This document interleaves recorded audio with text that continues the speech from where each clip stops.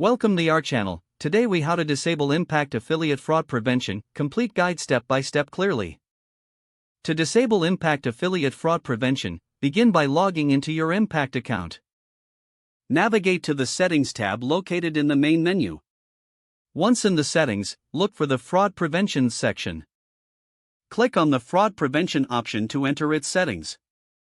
You will see a toggle switch for activating or deactivating fraud prevention features. To disable, simply switch the toggle to the off position. A confirmation prompt may appear asking if you are sure you want to disable this feature. Review the prompt carefully before clicking confirm to proceed. After confirming, the system may take a moment to process your request. Once processed, you should see a message indicating that fraud prevention is now disabled. It's essential to review any potential implications of disabling this feature for your affiliate performance. Remember to monitor your account regularly for any unusual activities following this change. If you experience any issues, don't hesitate to reach out to Impact's customer support for assistance. If the page does not load, refresh the browser or try again in a private or incognito window. Make sure you are using the correct email address, then retype it carefully to avoid small typos. If your password is not accepted, use the reset option and create a new strong password you can remember.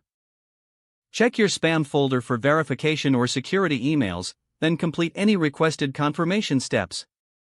Enable two-factor authentication if available to improve account security and reduce unauthorized access risk. After signing in, review your profile details so your contact information and settings are accurate and current. If you see an error message, note it down and try again after restarting your device and internet connection. Log out when you finish, especially on shared devices, to keep your account and payment information secure. If the page does not load, refresh the browser or try again in a private or incognito window. Make sure you are using the correct email address, then retype it carefully to avoid small typos.